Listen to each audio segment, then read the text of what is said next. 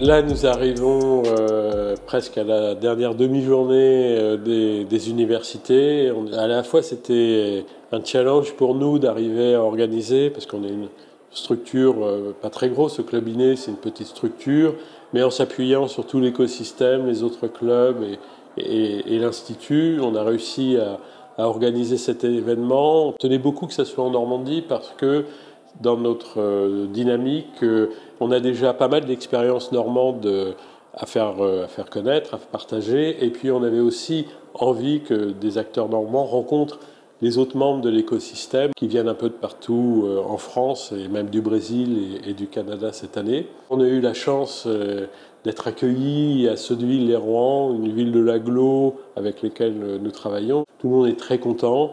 Ce qui est très agréable avec les universités, c'est que d'année en année, on a de plus en plus d'expérience et il y a à la fois des personnes qui reviennent régulièrement, sur 2, 3, 4, voire ceux qui viennent depuis le début.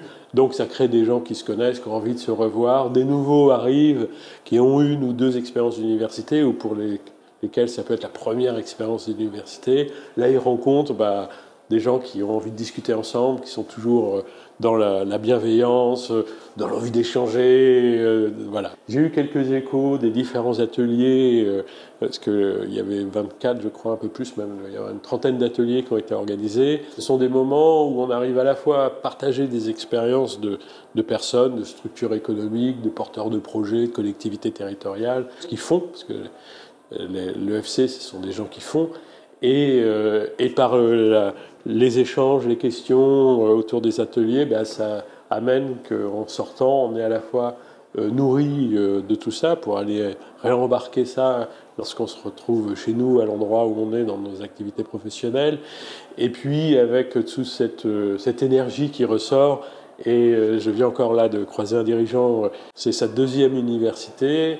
Cette année, il a vraiment participé à un atelier. Il me dit je vais revenir, qu'est-ce que ça m'a donné comme énergie. Ça nous amène tout ça aussi à travailler des sujets sérieux, complexes. Ça amène à nous donner plein d'idées sur les choses que l'on peut faire et qu'on va devoir mettre en mouvement dans les quelques semaines, les quelques mois ou les quelques années qui sont devant nous. Je pense que c'est impossible de le faire en distanciel parce que d'abord sur l'organisation, c'est toujours, je pense que ça crée des doubles frustrations. Frustration pour ceux qui sont derrière leur écran parce qu'ils ne bénéficient pas de tous les échanges et frustration pour les personnes présentes parce que le fait d'être en distanciel crée aussi des contraintes, etc. Et puis, ceux qui sont en distanciel, en réalité, on ne les rencontre pas. Et les universités, c'est aussi, voire même surtout, à vrai dire, des rencontres. Et c'est impressionnant, là ça n'arrête pas derrière nous. Plein de gens échangent. C'est vraiment un lieu d'échange. Et cet échange-là, elle nécessite la présence. Et parfois, il y a des personnes qui se connaissent de nom, qui ont pu se voir ou s'entreapercevoir. Et là, ils se voient en 3D, ils se voient en mouvement, ils se parlent. Ça crée, on dit une communauté, mais c'est vraiment ça, c'est vraiment une communauté de gens qui, par un ensemble de référentiels communs, et puis cette volonté d'agir à travers les modèles économiques sur des enjeux de transition, ça crée un univers commun. Et de ce point de vue-là, c'est presque un mouvement au sens noble du terme, c'est-à-dire une dynamique de personnes qui ensemble se mettent en mouvement pour essayer d'avancer sur des choses qui sont complexes, même si on n'est pas les seuls au monde à travailler ça, on participe à notre échelle. Ce qu'il faut savoir, c'est que les thématiques des ateliers, c'est l'émanation de propositions amenées par les clubs, amenées par l'Institut. Donc c'est tout un travail. Donc on a d'abord un travail de foisonnement, et puis à un moment donné, on est obligé de réduire cette première proposition. L'expérience de la transition, pour nous, c'est trois choses. C'est une articulation. C'est forcément des outils de pensée. C'est une façon de regarder les questions.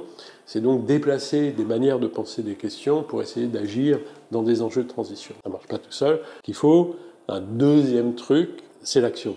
C'est-à-dire l'écosystème EFC, c'est pas penser pour penser, c'est surtout agir et c'est se confronter au réel par l'action pour pouvoir à la fois voir ce qui marche pas, nourrir la dynamique d'action et puis à partir de là enrichir ces éléments de référentiel de l'EFC. Mais pour que ça marche, il faut un troisième élément, c'est que derrière, il y a des vrais gens. Il y a des vraies personnes. C'est pas qu'une mobilisation abstraite de la pensée, c'est d'abord une mobilisation des corps. C'est des corps sensibles, c'est des corps en mouvement, c'est une capacité soi-même d'être, par la dynamique du corps, d'être dans une capacité en réalité de penser et d'agir. Et donc il y a toute une place du corps dans la dynamique de l'action. C'est un élément très important, cette place du corps. Et du coup, mettre en musique le corps en mouvement, c'est pas facile. Et l'artefact qui a été proposé par le tango et la danse, et ben c'était une super bonne idée pour aussi déplacer un tout petit peu cette question. Et il me semble que la thématique, c'était autour de la coopération. C'est tout à fait ça. C'est-à-dire, la coopération, c'est une relation intersubjective, mais c'est pas une relation mentale intersubjective. C'est aussi la relation du corps, la manière dont on regarde, dont on se positionne, dont on s'ouvre à l'autre, dont aussi on s'étonne. Et on sait bien que cette dimension-là, elle est absolument présente et nécessaire dans ce qu'on cherche à faire.